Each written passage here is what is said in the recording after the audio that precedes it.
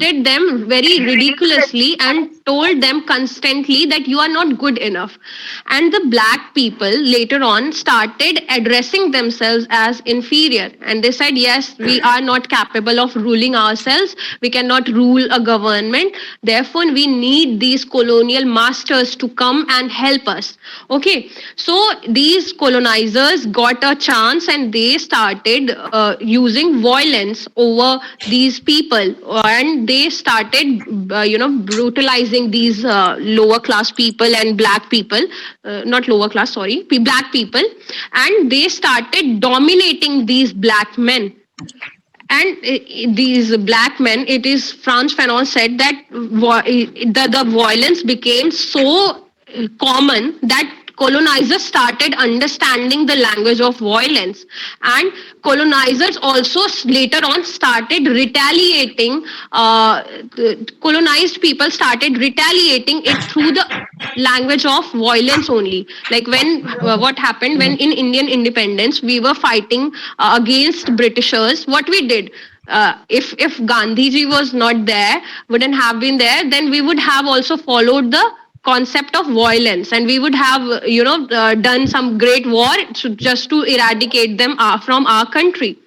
So these people started thinking themselves to be very low race, and they started they gave them a kind of hegemony. They created a kind of hegemony in the minds of people, and they started thinking that yes, we need to be civilized by these white masters. Okay, and in the wretched of the earth, sorry, I'm so sorry. Okay. In The Wretched of the Earth, he is giving a Marxist perspective of colonialism. The preface of this work was written by Jean-Paul Sartre, and he talks about colonial wars and mental disorders which were there due to the colonization. And he talks about the relationship between freedom and culture. When these colonizers are coming into our country, the first thing they are doing is, apart from colonizing our own mind, what they are doing, they are exploiting and disrupting our culture. They are attacking our culture, and by making us feel as devoid of culture, we become clueless, we become doubtful, and we start confusing, we start questioning our own ideologies. So you must have read the book Cry the Beloved Country by Alan Paton. In Cry the Beloved Country, there is a black man named Absalom, and he kills Arthur Jarvis, who is a white man, and he's an innocent man. But he kills him because he is confused and he is a clueless man. He doesn't know how to react towards a white man. Okay. And what happens due to that? That he gets punishment and he gets killed instead of because of killing Arthur Jarvis. So in the work by Frantz Fanon, he's telling us that these colonial masters are in a way exploiting our mindset by making us feel as of a low inferior race, and they are calling us to be as irrational because we don't have an idea to react upon, and we don't have a voice to say something of our own. So that's why they are using us. Okay, please change the slide, mine. The next theorist which I'm going to talk about is Edward Said. Edward Said is a Palestinian professor at California University. He's also a public intellectual, and he is involved in public debates on Palestine issue. Okay, so his ideas are a lot inspired by Michel Foucault, and he says in his works, he is basically pointing upon the concept of slavery and the concept of the people who are represented in the works by British writers. So he gives a reading of Jane Austen's Mansfield Park. Okay, so in Mansfield Park, what happens that there is a concept of slavery. Have you read it? When Fanny Price is asking her uncle, who is working in Antigua for 2 years, she asks what is slavery and what is slave trade, but she receives a dead silence. She doesn't get a response, and that tells that people of the British writers themselves were not interested in talking about all these concepts or these traditions which were being propagated by Britishers. Okay, so you can see a hypocrisy in the mindset of Britishers and British writers because they are not addressing these issues. Then he wrote one work very famously known as Orientalism, written in 1978. And there he coined the difference between Orient and Occident. As I told you, we are the Orients, okay, because we are being colonized. And Occidents are the people from the East who have colonized us. Okay, so Orients are all the people who have been called as people from the third world. So I'll tell you the concept of these 3 and 4 worlds. The first world is, of course, the Europeans and Americans also sometimes. They are considered as first world because they are white. Okay. And second world is USSR. Then third world. Third world is the people of all the Asians and all the Africans. They are third world. And the fourth world is the Aboriginals and the people who have been marginalized in the third world. Okay, so they come from the fourth world. So he has given a brief differentiation between all these worlds, different worlds, and he told that Western people called Orients as other because we have been explored and discovered by these white men. Therefore, we are the others and we are not the chosen ones. Okay, so they wanted to colonize us and therefore they started considering Orients as non-human being, and they said that we need to civilize them, and because Orients are not in capable of running their own government, therefore we need to teach them some moral lesson. Okay, so Orients, what happened that these Occidents or Europeans created an image of Oriental as degraded and untouchable. Okay, and they represented our women as sex symbols. They represented, when they found something good about us, they called it as exotic other. And whenever they found something bad about us, just such as they called us irrational, crude, and then uncivilized, lazy, then they called us demonic others. Okay, I have given you the picture of a female, how they were represented. The females were, India was called as the land of snake charmers. Okay, so we had a very negative portrayal in the works by British writers, and they always thought that it is something good to go to India and to colonize us. We will talk about this while I'll talk about Gayatri Chakravarti Spivak. Okay, so these people started calling themselves as superior, and they said that while writing the works they were portraying us in a negative shade. Apart from that, a few writers were portraying us in a positive shade also, because they wanted to make us feel that these masters are not that bad. Okay, they are not representing us totally in negative. So some of our leaders will become influenced, and they will give a hegemonic rule towards they will accept to the hegemonic rule. What is hegemony? Can you tell me what is hegemony? Rule by consent. Yes, rule by consent. So hegemony is a term which is telling about people who will upper class people will give rule rights. They will tell us the rights to rule the lower class, or the white people will show that yes, they can rule the blacks. Okay, and these people, these blacks will give them consent. Okay, yes, come rule us because we don't know anything. Just come and teach us. Okay, so Edward Said is against this, and he says he uses the concept of Michel Foucault, and he also talks about the work of Michel Foucault, which is The Country and the City. So, in Country and the City, Michel Foucault has said that there are there is a binary differentiation between country and city. We generally consider country as something bad. It is not very promoted because it is lacking in uh, uh, all those resources, and city is full of resources, therefore everybody prefers to go to the city. And in Country and City, he gives the example of Tess of the D'Urbervilles.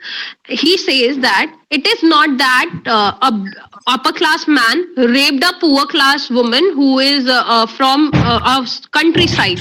Okay, so it is not that. So he says that it was a mutual consensual thing. They both were agreeing to it. They were both were attracted towards each other, therefore they did this. Okay, so he says that just like that we need to remove this binary differentiation where we give good positive aspects to one topic and then negative aspects to another one. Okay, so this binary differentiation is causing a kind of differentiation which is not good. So, in Orientalism, Edward Said is just ridiculing this and saying that we don't need to promote this kind of binary differentiation. And there are two epigraphs which are written in this work. So, first is they cannot represent themselves, they must be represented. Okay, so Karl Marx is writing this in the 18th Brumaire of Louis Bonaparte. Okay, and second epigraph is East is career, because they thought that while we will go to East, we will earn so much money, we will earn so much resources from there. So that's why they all were moving towards East, okay, in order to colonize us. So this one is given by Benjamin Disraeli in Tancred. Okay, till now is it clear to you? Do you want to ask some question?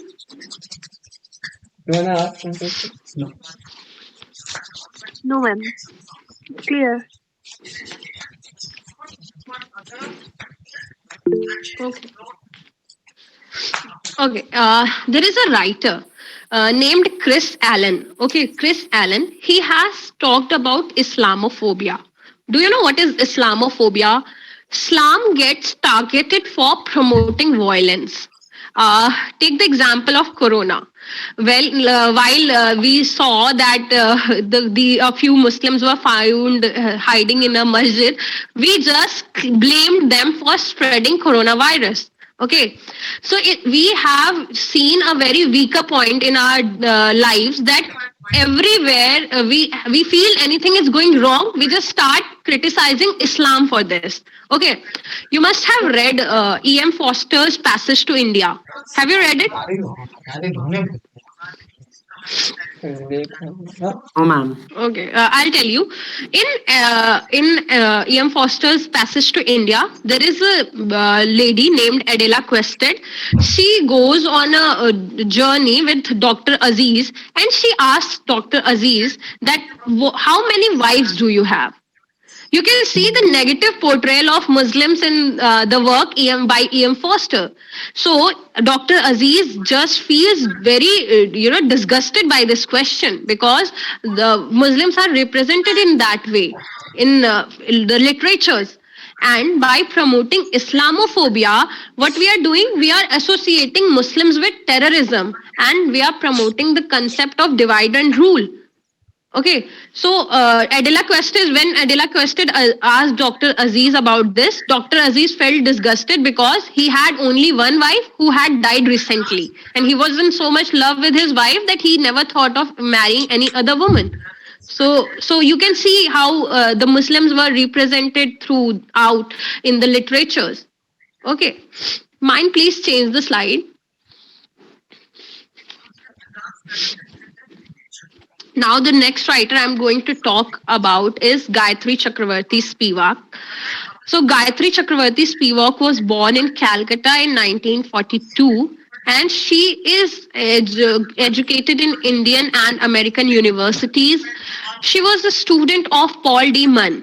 Okay, and she translated and wrote a lengthy preface to Derrida's Of Grammatology. Of Grammatology is a book that is critiquing the whole of the Western philosophical tradition. I hope you know Derrida. And she also Yes, ma'am. translated the works of Mahashweta Devi, such as Imaginary Maps, Chote Munda, His Arrow, and Breast Stories. Okay. She has written a very, very famous work named as Can the Subaltern Speak? So, in this essay, which later appeared in a critique of post-colonial reason, a critique of post-colonial reason, she is raising a question that can the people in subordinate position ever achieve a voice, like the peoples who are there at the margins, who are away from the center, are never getting a representation of their own, and the theorists are always propagating their voices. So will they ever be able to talk about themselves? Whenever there is a kind of discrimination or Dalit literature, if you consider Dalit literature, so whenever it is not subaltern, okay, I'm just giving you an example. So whenever we earlier, what happened that people were talking about Dalits, like you take the example of Untouchable by Mulk Raj Anand. In that, Bhaka's stories was being told, and Bhaka is an untouchable man, and all the trials and tribulations he is going through is being discussed there. But Mulkraj Anand has never felt it. Okay, so he might be biased while portraying the image of Bhaka. And it was happening during that time. The writers were a bit biased. Okay, so she's asking, will those people who are never talking about themselves, they don't have rights to talk about themselves, will they ever be able to talk?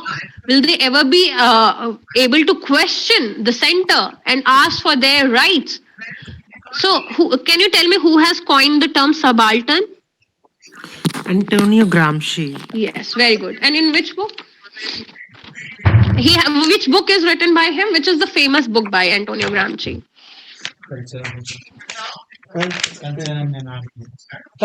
Yes, very good. Okay. So, subalterns are basically the people who belong to the third world country, and these people cannot speak up for themselves because they are divided by gender, class, religion, race, etc. Okay, therefore, what happens that these divisions are not allowing them to talk about themselves and to stand in unity. So she also talks about the concept of sati pratha. Okay, so sati pratha was outlawed by Britishers. Okay, so what happened that women never revolted against this. They were actually agreeing to it earlier. Okay, they were never talking against it. They were not revolting against it. But Britishers came and outlawed it for their interest. Women were being simply, dominated by the patriarchal society. And white men started promoting this idea that we Britishers, we came and we saved you from your brown men who were torturous towards you, who were not very good towards you. Okay, and Indian men were barbarians. It just portrayed that Indian men are very barbarian. That's why they are putting you at fire and you are getting burned along with your dead husband. So Britishers represented themselves as a savior, and this created a kind of rift in the mindset of people in India itself. So she says, Gayatri Chakravarti Spivak says that if you will keep on speaking up for the subaltern people, they will never be able to come out and speak up for themselves. So either you just let them remain at the margin or let them speak for themselves. Okay. And she talks about a concept of strategic essentialism. I haven't given the name here, but this is also a concept by her, strategic essentialism. So, strategic essentialism says that there should be a strategy where all these ethnic and minority groups should come together and they should fight for a common cause. Like when the independence movement happened, we did not see who is Hindu, who is Muslim, who is a Sikh, who is not from our country. We all fought together and we all fought for a common cause, and that made us strong. So she's also saying that we should, irrespective of our issues and the category we belong, we should join our hands together and fight for a common cause in order to get rid of it. Okay. Then she is talking about epistemic violence. This is a Foucauldian term, epistemic violence. Uh, she is criticizing Michel Foucault, okay, and she is saying that in epistemic violence, what happens that we start imposing a set of belief over other person. Okay, we start putting our beliefs, our knowledge as legitimate by making it look legitimate. Okay, we start asserting it to be legitimate by making the knowledge of other as useless and of not good quality. So we will criticize subalterns by saying you don't know anything and you haven't read well, so that's why whatever I am teaching you is correct. Okay, so this is also the concept which is given by Foucault in knowledge and power. So in that also Foucault is talking about how knowledge is being asserted by power and then power is regulating knowledge. Do you know this concept? Knowledge is propagated by power and power is asserting over knowledge.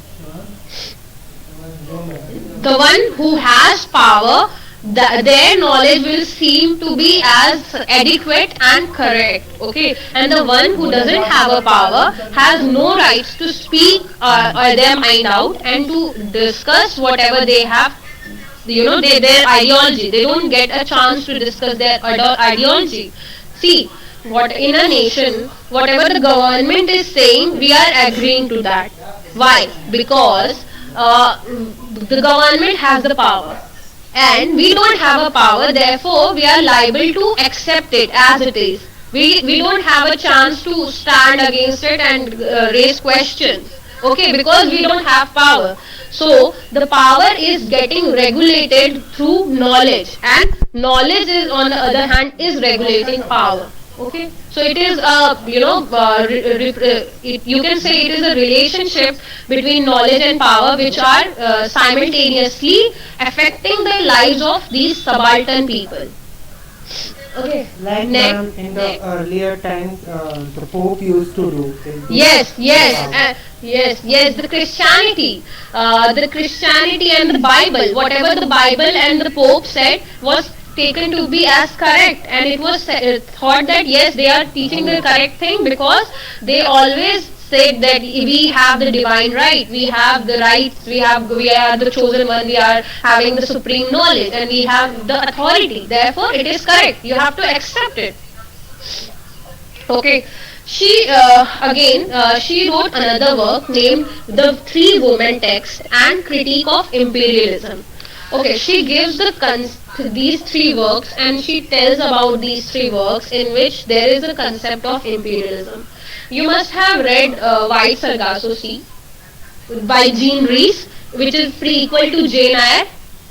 Do you know this work? Yes, ma'am. Yes, ma'am. Yeah. Only one or two people are responding. I want all of you to respond. Let's make this class very interactive.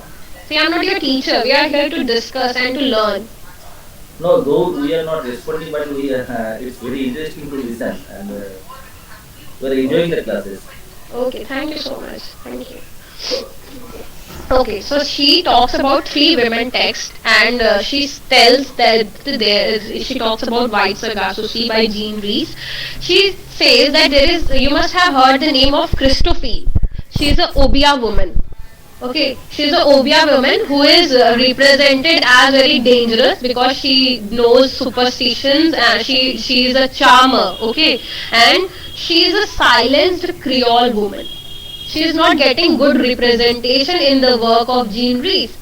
She is somewhere, when you read the book you'll see that she is represented as a woman who, people are running away from her. They are scared of her because she knows superstition and she is following the ideas of, she is fish. Of course she is a black woman. Okay, she is a black woman and she is also Creole.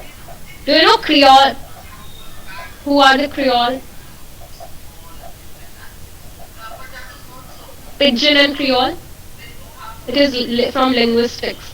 These things are asked in net exam. Please do read these things.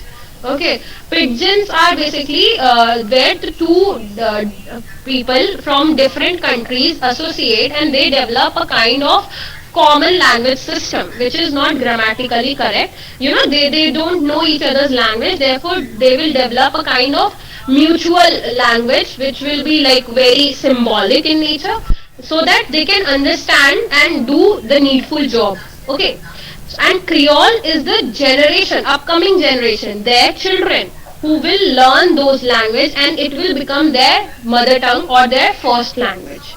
Okay, I hope this is clear. Okay, the second work she talks about is Jane Eyre. Jane Eyre, in Jane Eyre you must have read about St. John Rivers. Sir John River.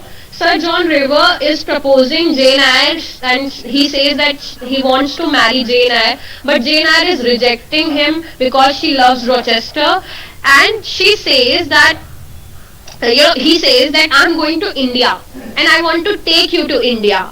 He is going to India, why? Because he wants to spread imperialism there. Okay, but you just see the simplicity of Jane.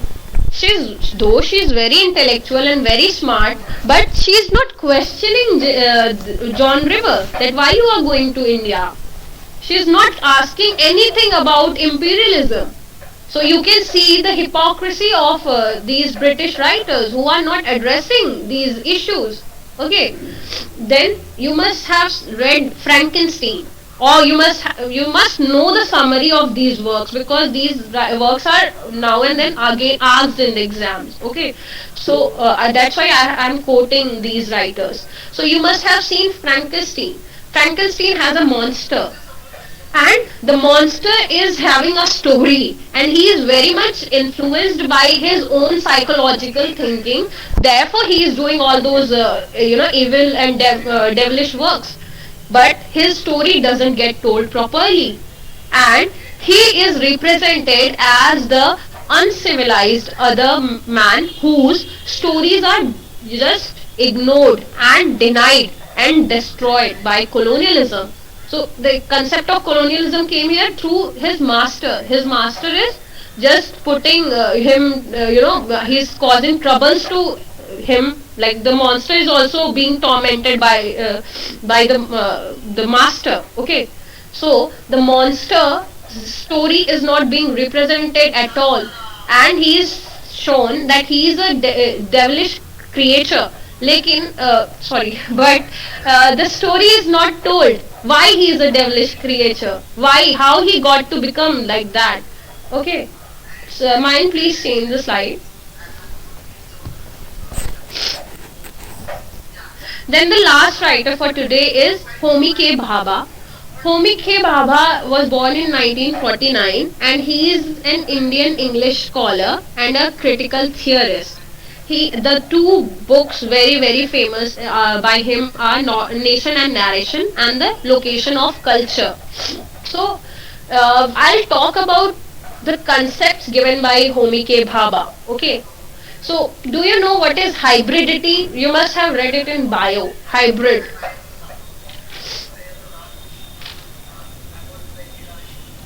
Hybrid. Mixing of two breeds. I read it in class 10th. Yes, ma'am. Mixing of two breeds. Mixing of two culture over the other. Yes. So take the example of Priyanka Chopra. Okay, yeah, or the people who have left India and have gone to some other country and taken their citizenship. Okay. So I saw an interview by Priyanka Chopra in which she said that sometimes I forget that I'm outside America or USA and I start using the British accent, and I start behaving like I'm in Britain. Okay, so this clearly shows the confusion between the mindset of Priyanka Chopra and other people who have left their country, have gone to some another country, and they have got mixed identities. Okay, and therefore it is a kind of confusion in their mind how to react. If suppose you go to some another country and you start behaving like an Indian, a proper traditional Indian there, so what it will become? It will be like you will not be accepted in the country which you have gone, and you will be not of your own country also. Let me tell you by the concept of hybridity. Hybridity means it is a schizophrenic state in which a person lives multiple identities. Okay, so when you will combine the culture of your origin, the country to which you are born in, like Indian, we are Indians, okay, and mixing it with the country to which we are moving. So just if take the example of USA, okay, so the one who is shifting to the new country, their culture, the country's culture and Indian culture will get combined. Okay, and you will be stuck in between. You will never be a completely Indian, and you will never become a completely US citizen. Therefore, we see NRIs. They cannot, mix with us like the ones the how we live in India.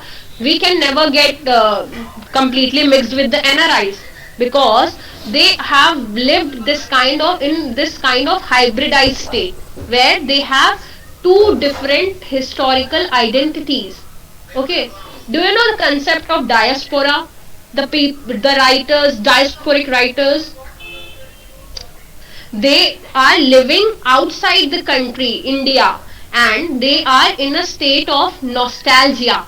They miss their homeland and they want to come back to their land, but they know that this is not their country anymore. And Like therefore, Rudyard Kipling. yes, Rudyard Kipling, you cannot say Rudyard Kipling, but you can take the example of Arundhati Roy and Salman Rushdie. So they have left their Indian citizenship, they have moved to some another country, but they are writing about India and they are talking about Indians now and then. And they are, lamenting over the historical past and they are talking about our ethnicities. Okay. Do you know who has coined the term new ethnicities? No, ma. Anybody? Stuart Hall has coined the term. He has talked about new ethnicity, which is very much similar to hybridity. When essentially black culture and essential white culture mixes together. See, in India, whenever we are going to attend any just take the example of bachelorette. Okay, so we do bachelorette parties before marriage ceremonies and all. So what we do there? We wear Western clothes and we do parties, we dance and we drink wines because we are taking the westernized culture to be essential there. Okay. And whenever we are going in a marriage ceremony, or if suppose we have some traditional festival, you can say take the example of Diwali. So we are dressing as an Indian and we are representing our tradition. We are wearing kurtas, we are lighting up lamps, we are doing pujas there. So we are taking essential black or essential Indian culture there. Okay, did you understand? So we have both since we were colonized, okay? We were colonized and we have taken their some of their ideas and some of their cultures, and we have mixed it in our own culture. So whenever we have, a particular event or a particular agenda, then we apply that culture to that agenda or that event. Okay, take the example of farewell. Some people will go to a farewell with, being properly wearing Western clothes, and they will represent their Westernized ideas. We are here taking English as language, and we are using sophisticated English language in order to show that we are the literature students. Okay, and whenever we are going to our native places, whenever we are going with our family somewhere, we'll be talking to them in Hindi or the language which is our mother tongue. Okay, so we are taking the essential part out of the culture. So that's new ethnicity. So these two things, these two cultures are mixed, and we will take out parts of it according to our need. Okay, then he talks about the concept of mimicry. What is mimicry? When a native man, yeah, No, no. okay, when a native man tries to speak or dress or act like a British man, they start considering white people as great, as their role models. You must have seen Untouchables Bhakha. He wants to dress up like a sahib because Yes, he considers them as a superior role model, and he considers them as perfect. Okay, so whenever we are talking about mimicry, what happens in mimicry? The colonized people start imitating colonizers, and in order to mimic them, in order to mimic those Westerners, native people lose their own identity. See, we are wearing Western clothes, okay, and whenever we are talking in English, we are losing our native self. Okay, we are not nowhere Indians, the proper traditional Indians who are wearing dhoti kurtas and saris and talking in their mother tongue or the regional languages.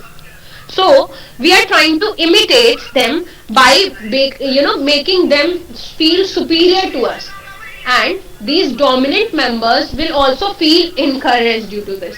They will feel, yeah, we are great, that's why they are trying to mimic us, and that's why they are trying to imitate us. You must have seen Robinson Crusoe's Friday or Bhaka in Untouchable, as I told you. So it is a kind of mockery. Okay, it is, this imitation is also a kind of mockery. It is subversive. See, when you will read the work by Michael Ondaatje, The English Patient. So in English Patient, there is a character named Kip. Kip is influenced and obsessed by English people. Okay, he is trying to imitate them. But Michael Ondaatje has used the example of Kip in order to represent the shallowness of English culture. Okay, so mimicry is subversive. It is showing how the hollow English culture is. And if you can say, the another concept by him is reverse mimicry. What is reverse mimicry? You can take the example of Rudyard Kipling's Kim. So Kim is a white child. He is growing up as an Indian man. So you can see that the whole concept has changed here. A white child is growing up like an Indian. Or you can take the example of Kuds. Kuds is a character in Kuds. Heart of Darkness. Yes, very good. Heart of Darkness. So you must have seen Kuds is now while the time he has lived with these native peoples, he has also become somewhat like natives. And when Marlowe is coming to Africa to take Kuds back, so the doctor is taking the measurement of the size of the brain of Marlowe, because the doctor thinks if Marlowe will also go to these countries, he will also get his mind exploited, and he will also become like natives. He will also become barbaric. Therefore, he is measuring the size of the brain of Marlowe. Okay, so that he can understand what were the changes. Okay, while he went there. And due to this mimicry, where the colonized person is trying to imitate the colonizer, the person loses his own identity. Okay, we lose our own identity. We try to imitate the other person, but we cannot become exactly like them.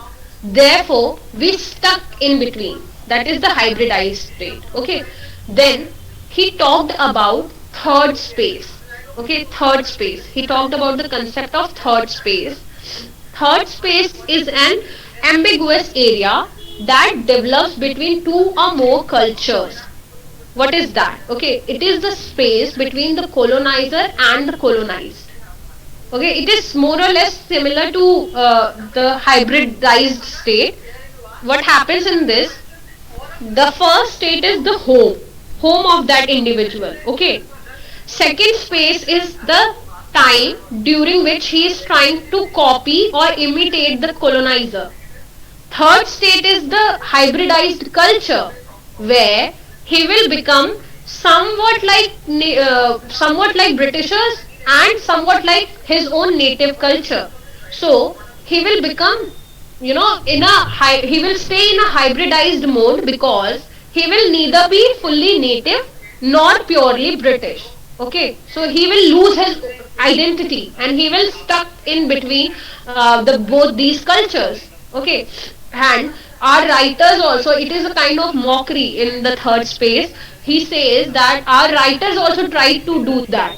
Our writers, firstly, when Indian English literature started, these writers started talking about Britishers by looking at them with a great